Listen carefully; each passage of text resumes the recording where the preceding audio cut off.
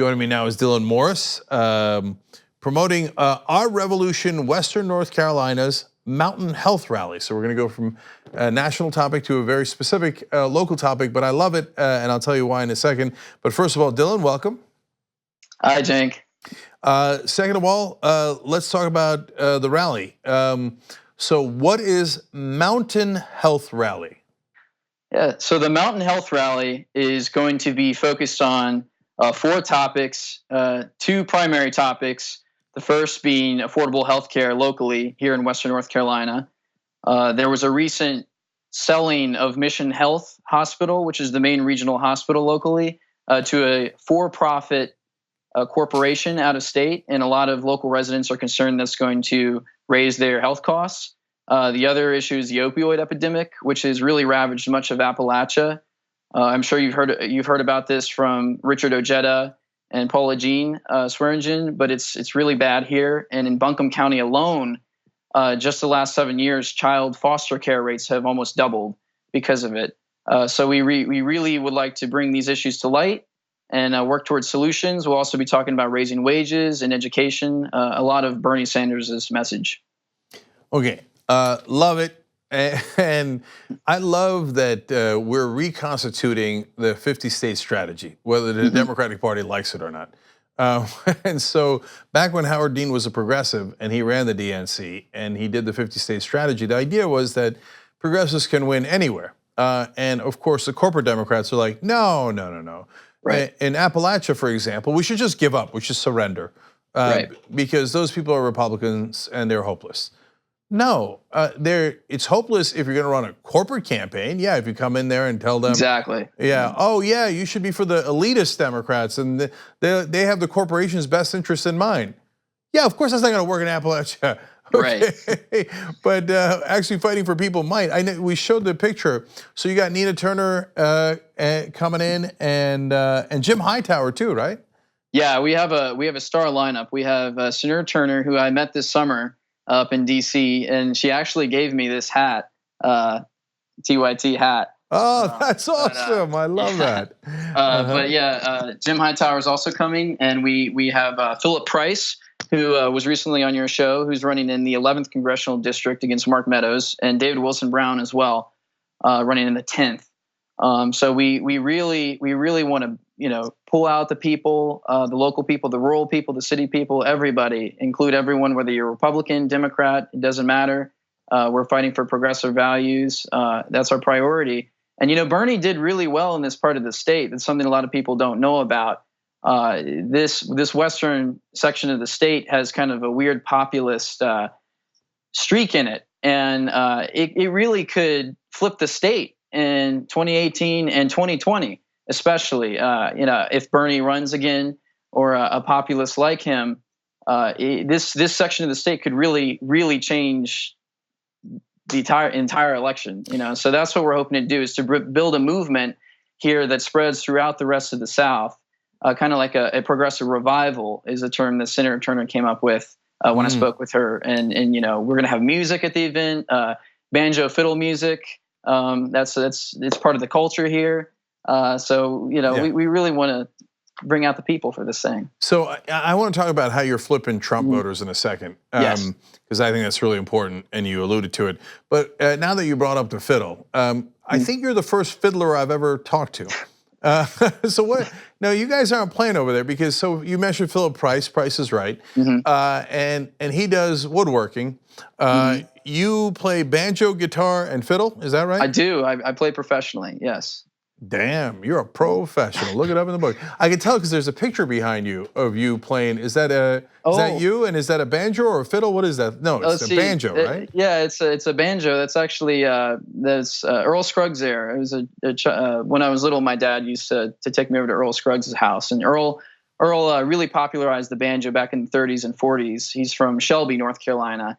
And he's just kind of a cultural icon around here. So I was fortunate enough to meet a lot of these people and learn the tradition, the culture, and when you're playing this kind of music, you meet a lot of people from different backgrounds. Whether politically or class, it doesn't matter. But the music brings us all together. So it's pretty neat, growing up here. Yeah, well, I've got Devil Went Down to Georgia on my iTunes, so I know. He laid that fiddle down at his feet because he knew he'd been beat. Yeah, there's more banjo jokes than any of the instruments. If you want jokes, there's yeah. Oh tons man, of them. I know this show is littered with banjo jokes. But okay, now back to politics. So you and I know the phenomenon that people want populists, especially in those neck of the woods, literally, and not slick politicians, and that's why. Ojeto's doing so well. You mentioned him. We talked earlier on the Young Turks about how he's closed a 40-point lead. It's amazing, amazing, right? And that's why they like Bernie. And nobody in Washington can understand that because they hate populists. They love elitists. So Bernie, they can't stand him. He's grating on them. But folks, the real people like Bernie, right? So, Exactly. but a lot of them voted for Bernie in the primaries, then turn around and voted for Trump. So before we talk about flipping them, why do you think they voted for Trump? I mean, look, if you look at the policies of Bernie and Trump, they're very, very different. So what happened there? Well, I think a lot of people had given up on the system. People I've talked to when I canvassed for Bernie, I would hear time and time again in these rural mountain counties outside of liberal Asheville, Madison County, Haywood County, I would speak with people who would tell me time and time again, these old mountain farmers, their wives, it didn't matter the gender, would tell me, I voted for Bernie, but I'm not going to vote for Clinton, and I bet you $1 they went to Trump. And I understand, it's something that I think the progressives have to understand is speaking to these people and understanding why they did this, and they feel left behind. They feel they can't afford health insurance. They can't afford a lot of things, basic things, and so they took a gamble on Trump, and I think they're definitely winnable in 2020. Yeah, and that gamble clearly didn't work out. But as Naomi Klein said on this program, she said if we just go back to the get rid of Trump, we'll go back to the time that was so bad it created Trump.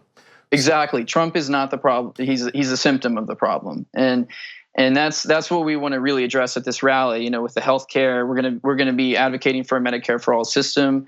None of this is new. It's been going on for decades. People, unable to afford healthcare. It should be a human right. These are issues that affect Republicans, Democrats, Independents, especially. That's who we're going to be talking to. So Dylan, let's talk about that, right? So when you talk to people who voted for Trump. What's what's the most effective way of getting them to consider a populist progressive like Bernie Sanders? Well, I think healthcare is the issue I hear time and time again here. Wages is another one. I know a few Trump voters who have told me, if there's one thing you can tell people or advocate for, it's higher wages. So that's a big issue here in Asheville. Asheville ranks pretty poorly in wage to housing market ratios. A lot of locals are being priced out of the market. It's becoming a big problem. And Asheville is really a service industry town, big beer scene, tourism.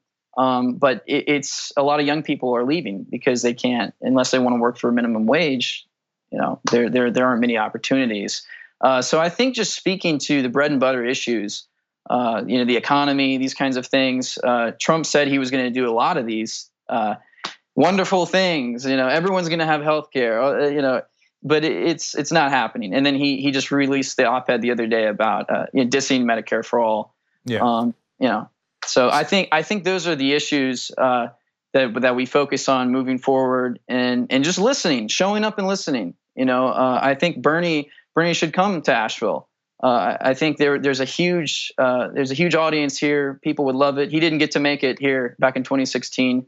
Joe Biden actually just came last year. So it's on the map. Candidates are coming, and I think there's a real chance here. And it doesn't have to be Bernie, but whoever. Yeah. The people here want to listen. Well, before you, we had Congressman Jayapal on the show, and she said the same thing that I hear from every candidate, and now you as well. Two things everybody cares about is healthcare, because they're literally dying out there, and wages. It's not that complicated. When we started the Just Democrats, I said, And by the way, the third one is corruption. I said the three big ones are corruption, Medicare for all, and guess what? People like higher wages. Yeah. Of course. Amazing. Yeah. Of course they do. It's crazy. Yeah. Right. Yeah. So, okay. I want to give everybody the email if they want to participate in this and come out, because it's a great event. R-Revolution WNC, as in Western North Carolina, @gmail.com. R-Revolution WNC @gmail.com. We'll have that down below as well. Dylan Morris, thank you so much for joining us. Really appreciate it. Thank you, Cenk. It's an honor. Thank you.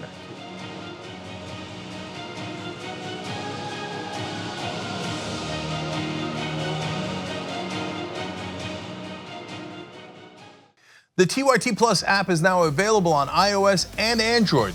Download to get more TYT content at tyt.com/app.